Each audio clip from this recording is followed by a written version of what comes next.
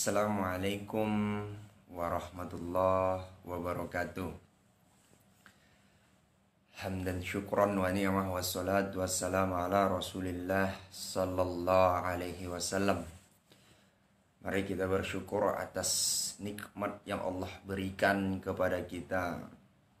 Sebagai mana nikmat itu tak pernah Allah minta balasan, tak pernah Allah harapkan suatu imbalan dari hambanya.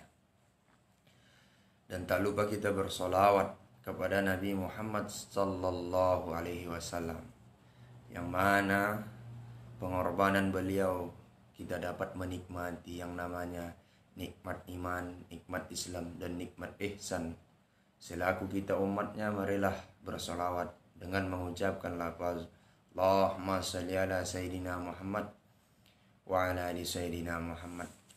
Saudara dan dimanapun berada, jangan lupa like and share dan bagikan foto video ini, karena mengingat Ramadan ini telah menghampiri yang namanya pertengahan.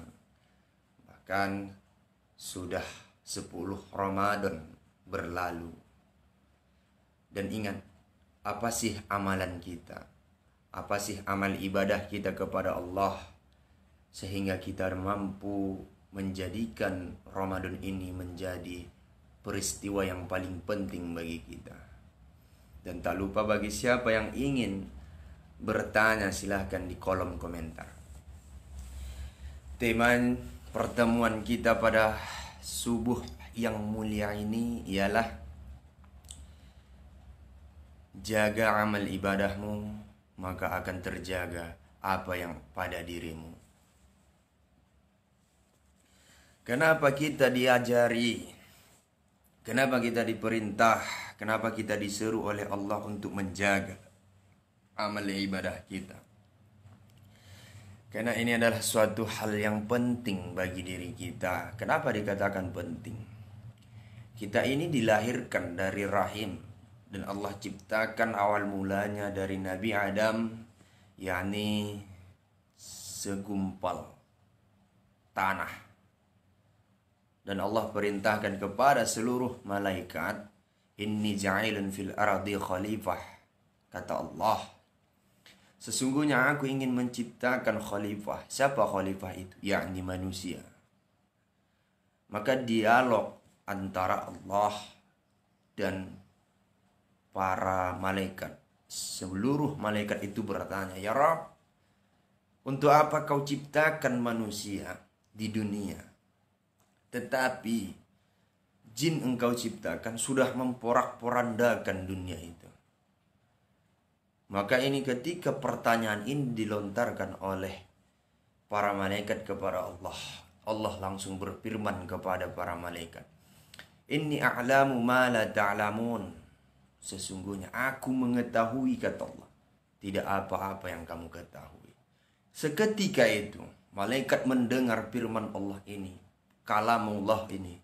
Seluruh malaikat itu bertawaf di arasy sampai 7 kali. Dan mereka memohon ampun agar Allah mengampuni dosa-dosa mereka. Inilah, maka dikatakan jaga amal ibadah kita. Kenapa amal ibadah ini harus dijaga?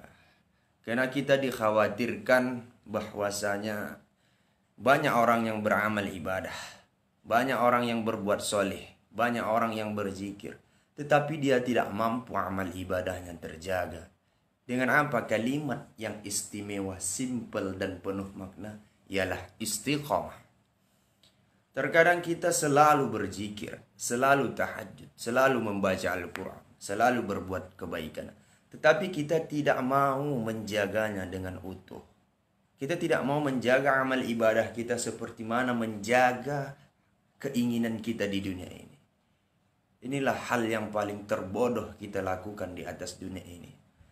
Maka saudara-saudaraku dimanapun berada, hal yang pertama kita harus jaga ialah ibadah. Apa ibadah itu?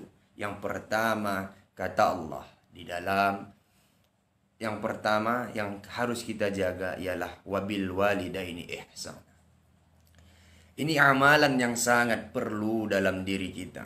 Kenapa? amalan ini bahkan tak ada amalan yang menandinginya. Ketika itu suatu hikayat ketika para sahabat dan Nabi ingin berperang. Datanglah seorang pemuda kepada Rasul dengan gembiranya, dengan semangat berkobar bagaikan api yang menyala-nyala di dalam dadanya. Lalu dia bertanya kepada, ya Rasulullah, apakah kalian ingin berperang? Iya. Apakah ingin bersyahid di jalan Allah? Iya, kata Rasul. Ya Rasulullah, aku ingin ikut ya Rasul. Lalu ditanya oleh Rasulullah, wahai pemuda, buat apa kau ikut? Aku ingin mati syahid di jalan Allah ya Rasulullah. Aku ingin membela agama Allah ini ya Rasulullah. Aku ingin menghancurkan orang-orang Yahudi yang menyepelekan orang Islam ya Rasulullah. Apa yang menjadi motivasimu, kata Rasulullah? Karena aku ingin menyembahkan pahalaku ini kepada ibu dan bapakku. Lalu ditanya Rasulullah, wahai pemuda, apakah ayahmu ada? Sudah meninggal ya Rasulullah. Sudah tiada. Ibumu ada ya Rasulullah, di rumah. Lalu dikatakan oleh Rasulullah, wahai pemuda, maka ingatlah amalan yang paling mulia, amalan yang paling istimewa. Kembalilah kamu ke rumahnya. Seketika itu dia merengut dan merasa, ya Rasulullah, apakah kau tidak mengizinkan? Bukan, aku tidak mengizinkanmu. Tetapi kata Rasul, amalan yang paling mulia, amalan di atas segala amalan, kata Rasul, ialah berbakti kamu kepada ibu dan bapakmu. An-najati tahtil adamil ummahat, kata Rasul. Maka dari situ seorang pemuda itu lagi bertanya, bagaimana ya Rasul? Aku ingin membela agama Allah ini. Maka kata Rasul, pulanglah ke rumahmu, rawat ibumu, bahagiakan dia sebagaimana kau menjaga dirimu sendiri. Bagaimana dengan perang ini ya Rasul? Maka izinkanlah kami untuk membela agama Allah. Maka pulanglah kamu, kata Rasul, dan memohon kepada ibumu agar kami mampu dan bisa menghancurkan orang-orang kafir ini. Maka ingat, amalan itu amalan yang paling istimewa. Bahkan pahalanya lebih dari orang-orang yang berperang di jalan Allah. Maka ketika itu seorang pemuda itu mendengar perkataan Rasul, mendengar sabda Rasul, beliau pulang dengan berkobar semangat dan langsung membahagiakan ibunya. Inilah amalan yang pertama harus kita jaga. Menjaga perasaan seorang ibu, menjaga hati seorang bapak. Apalagi di bulan Ramadan ini, mari kita jaga hati dan perasaan ibu dan bapak kita. Karena apa?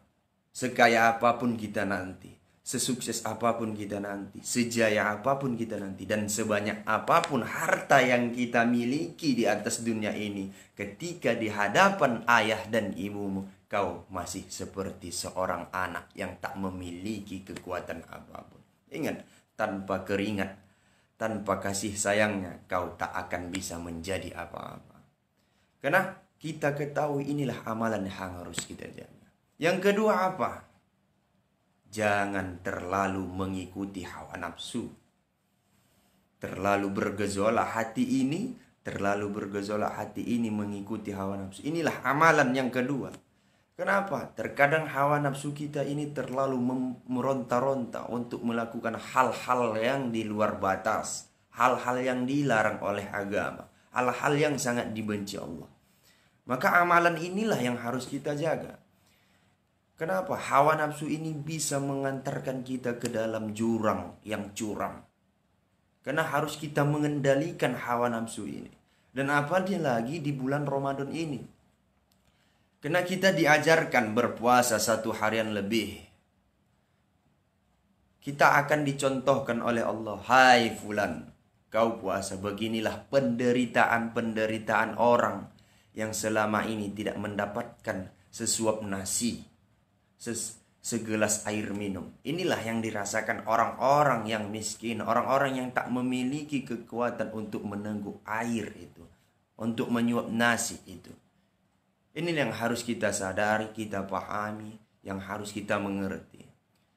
Bagaimana kita rasakan di bulan Ramadan ini ketika sudah merasakan lapar, ketika tenggorokan kita kering, rasanya kita ingin minum, tetapi ada perintah Allah haram kita memakannya di siang hari.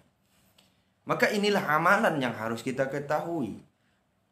Jangan hanya berzikir, jangan hanya berpuasa, tetapi tak ada yang mampu menjadikan interogasi diri kita pribadi.